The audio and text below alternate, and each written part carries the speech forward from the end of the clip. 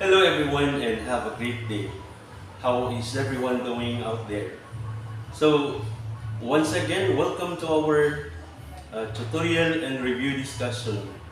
And for today's topic, we will be talking about the zeros of polynomials or the values of x, and as well as their factors. And if it is possible, I will be dividing this lesson into two parts. The first part will be all about the polynomial, and that polynomial has a degree of 2 or considered as quadratic polynomial. And the second part will be polynomials of degree 3 or higher than a degree of 3.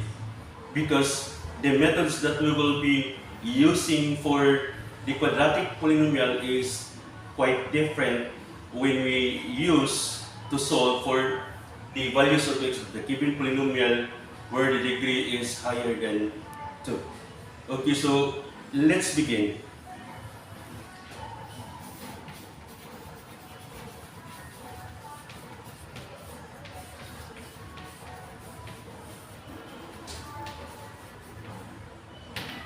For the quadratic polynomials, like for example, you have here p of x is equal to, example, we have x squared plus 5x plus 4, for example. So for this quadratic polynomial, if we try to solve for the zeros values of x, the easier way to solve for these values of x is only by factoring. And take note, and remember always, when the degree of the given polynomial is 2, it means also that when you solve for the values of x, there are two values that can be considered different values or maybe the same values. Okay, here, let's begin. So how to solve this one? So you just have to let p of x is equal to 0. And then rewrite the given into x squared plus 5x plus 4 equals 0. Okay, are you following? Then after that, like I said earlier, that the easier way to solve for the zeros or values of x is only by factoring if the given polynomial is quadratic or if the degree is 2. So, to recall, I uploaded the review discussion which is all about the factoring method, and for those who are not able to watch the video, so try to try to go back to the one that I uploaded. So, this is the technique. Simply, in factoring this given expression here, just simply distribute x squared, x for each parenthesis. Then after that, this is the next technique. If the middle term is plus and the last term is plus, all factors will be also using plus. And try to get the factor for the last digit of your factors. Try to factor out 4, the last digit of the given polynomial. So you have here, if the last digit is 4, if it is positive plus, automatic positive. And try to get all possible factors of 4. You have 2 times 2. And then, since the operations here are plus, you may include, or you have the option to include negative 2 and negative 2 because that is equal to positive 4. And since the the middle term is plus, and ideally, this should not be included also, but this is just a way of giving you that you have to get all possible factors of the last digit. And you have here, you could also say that 4 is also a product of 4 times 1. Then after getting all the possible factors, try to add the 2 factors of the given 4 and then the given last digit, and whichever by the way, whichever will give you the middle term of 5, then these factors are considered the last digits of your um, factors here. So we have here, for example, if you try to add 2 plus 2, then the sum is 4. If we try this one, this will be negative 2 plus negative 2 is equal to negative 4. And if you try to add, that is 4 plus 1, that will be 5, which is exactly the middle term of the given polynomial expression. So again, the purpose of getting all possible factors of the last digit in a given polynomial expression here is for you to find out the exact last digits of your factors, where if you add these factors will give you the middle term or the coefficient of the middle term of the given expression. So since the factors 4 times 1 or 4 and 1 as a factor or as factors of 4, and if you try to add these two numbers, it will give you 5, which is exactly the middle term. And therefore, you can conclude that 4 and 1 are the last digits of your factors. Or you may also say that this will be 1 and this will be 4.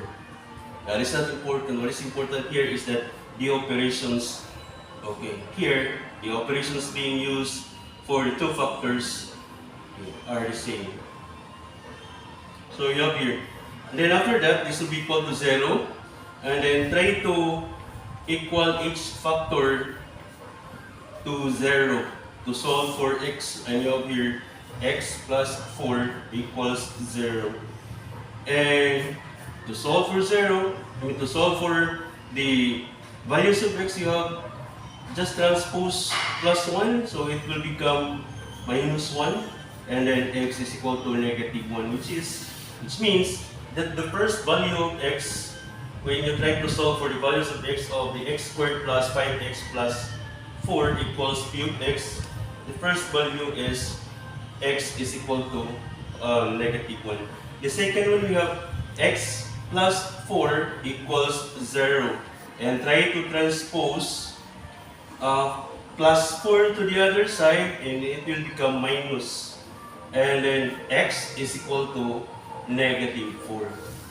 So therefore, plus the two values, when you solve for the values of x of p of x equals x squared plus 5x plus 4, the values are negative 1 and negative 4. Okay, so, and as I said earlier, that if the degree of the given polynomial is 2, eventually the values of x that you will be looking for are the two values or two different values perhaps, or the same values. There are two values that you will obtain if the degree is also equal to 2. Okay, so if you have any questions regarding this, you may ask me questions, or you may post your questions or comment your questions. And what does it tell if the values of x is equal to negative 1 and x is equal to negative 4?